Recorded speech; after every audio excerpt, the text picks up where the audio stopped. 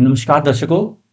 आज मैं फिर हाजिर हूं आपके सामने सूर्य के विभिन्न भावों में प्रभाव को लेकर। जैसा कि मैंने पहले के दो वीडियो में सूर्य के लग्न भाव में स्थिति और सूर्य की द्वितीय भाव में स्थिति के बारे में, उसके प्रभाव के बारे में मैंने चर्चा की है पूर्व में। तो आज मैं हाजिर हूं आपके सामने सूर्य का तृतीय भाव में प्रभाव को लेकर। तो सबसे पहले हम ये देखते हैं कि तृतीय भाव किन किन चीजों का कारकत्व लिए हुए है।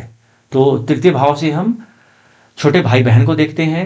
हमारी जो बेसिक नेचर है, जो मूल प्रवृत्ति बोलते हैं जिसको हिंदी में, उसके बारे में हम थर्ड हाउस से देखते हैं।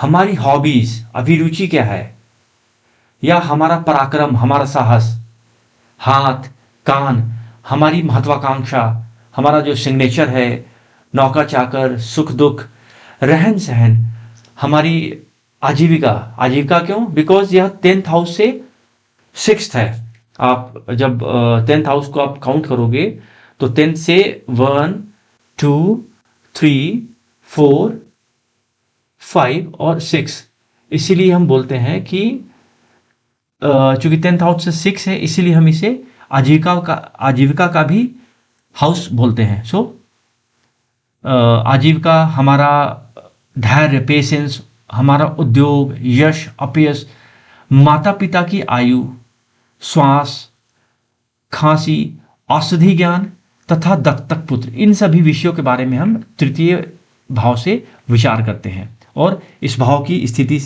इस भाव में ग्रहों की स्थिति या ग्रहों की दृष्टि या इस भाव की स्थिति क्या है, उसके आधार पे हम जो भी मैंने अभी तक ऊपर कारकत्व बताया थर्ड हाउस से रिलेटेड, उसके बारे में विचार करते हैं। तो इसके पश्चात हमें तृतीय की स्थिति भी देख लेनी चाहिए, तभी हम इन चीज़ों का विचार करेंगे। साथ ही मंगल चूंकि तृतीय भाव का कारक होता है, इसलिए हमें मंगल के बारे में भी विचार करना चाहिए इन भावों के कारकत्व को देखने के लिए। और इस भाव पर में चूंकि यह उपचय भाव है, इसलिए इस भाव पर पाप ग्रह इस भाव में बली होते हैं। इसे हम क्या अपोक्लिमा या उपचय भाव भी कहते हैं। सो अब हम देखते हैं कि तृतीय भाव में सूर्य की क्या स्थिति रहती है या हमें सूर्य के क्या परिणाम मिलते हैं। तो यदि लग्न से तृतीय भाव में सामान्य स्थिति में सूर्य बैठा हुआ है, तो जातक बुद्धिमान होता है। अपने उनके छोटे भाइयों का अभाव होता है। बड़ा भाई होता तो है, किंतु वह संभावना है कि उसकी मृत्यु हो गई हो। उसे 5वें, चौथे, 8वें और 12वें वर्ष में कुछ पीड़ा होती है। अब यदि सामान्य स्थिति में सूर्य तृतीय भाव में हो और पाप ग्रहों से युक्त हो, तो जातक क्रूर कर्म करने वाला होता है। हो सकता है जातक मिलिट्री या पारा मिलिट्री में भी जॉब करने वाला हो।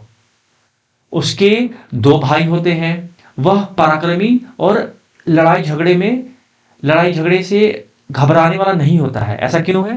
क्योंकि थर्ड हाउस को हम पराक्रम का भाव बोलते हैं, और थर्ड हाउस में अगर कोई क्रूर ग्रह, जैसे सूर्य को हम क्रूर ग्रह बोलते हैं, इसके अलावा कोई अगर पाप ग्रह आकर बली हो जाए तो हमारे साहस में वह वृद्धि कर देता है। इसीलिए ऐसा कहा गया है कि सूर्य यदि यहाँ पे पाप ग्रहों से युक्त हो, तो ऐसा व्यक्ति लड़ाई झगड़े करने से भी नहीं हिचकेगा। वह कीर्तिमान तथा अपने द्वारा अर्जित धन का भोग करता है, ऐसे जो सूर्य थर्ड हाउस में बैठे होते हैं। इसके अलावा यदि तृतीय भाव में सूर्य स्थित हो, शुभ ग्रहों से युक्त हो, तो सहोदर भाइयों की उन्नति और वृद्धि भी होती है। जैसे ऊपर हमने देखा था कि अगर पाप दृष्टि हो या सही स्थिति में नहीं हो, तो शायद जातक का बड़ा भाई ना हो इस मृत्युलोक पर। परंतु अगर यहाँ पे अच्छी कंडीशन में हो, शुभ ग्रहों से युक्त हो सूर्य, तो सहोदर भाइयों की उन्नति और वृद्धि होती है। अब वहीं यदि तृतीयेश बलवान होकर बैठा हो, तो उनके भाई दीर्घायु होते हैं। अब यदि तृतीयेश पाप ग्रहों से युक्त अथवा पाप ग्रहों से दृष्ट होता है, तो भाइयों का नाश होता है। अब यदि तृतीयेश पर शुभ ग्रहों की दृष्टि हो, तो जातक धनवान, भोगी और सुखी होता है। तो ये सब चीजें आज हमने सूर्य के तृतीय भाव के फल के बारे में देखा है। उम्मीद करता हूं कि आज का यह वीडियो आपके लिए ज्ञानवर्धक रहा होगा। धन्यवाद।